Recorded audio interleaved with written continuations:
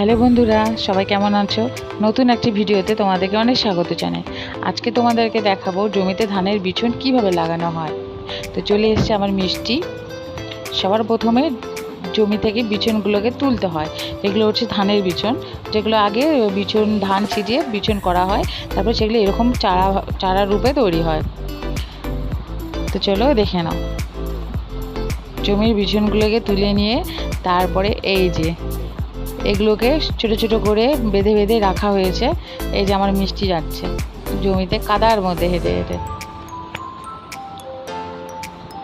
দেখেছো কত সুন্দর লাগছে দেখতে। অনেকে হয়তো দেখেছে, অনেকে দেখোনি। তো সবার প্রথমে এখানে ফণি মনসা গাছ লাগে। ফণি মনসা গাছ, কচুর গাছ, কালো কচু, সিঁদুর। তো ফণি মনসা গাছটাকে জমির মধ্যে গেঁথে দিতে হয়। দেওয়ার পরে তারপরে কচু গাছটাকেও জমিতে গেঁথে দিতে হয়। এবার ছোটো ছোটো ছোটো ছোটো করে ধানের আটির মতো নিয়ে সেগুলোকে জমির ভিতরে গেঁথে দিতে হয়। ও পারছে, চেষ্টা করছে। হ্যাঁ, হয়েছে। এবার প্রথম তো, এত বছর ওর বড় দিদি করে এসেছে, মানে আমার বড় মেয়ে এবছর প্রথম ও করছে। তো এইভাবে গেঁথে নিতে হয়।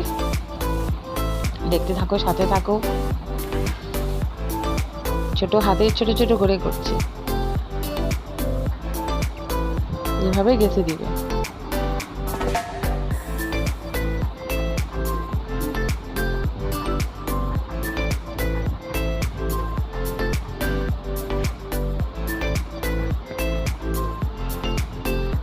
হয়ে গেছে সম্পূর্ণ। এবার যেটা করতে হবে, ও সিঁদুর নেবে। সিঁদুরটা নিয়ে ফণি মনসা গাছ, কচুর গাছ সবগুলোতে লাগিয়ে দিবে। ছোটো তো বুঝতে পারেনি কোন আঙ্গুলে সিঁদুর লাগাতে হয়, যে ওর মতো করে চেষ্টা করেছে।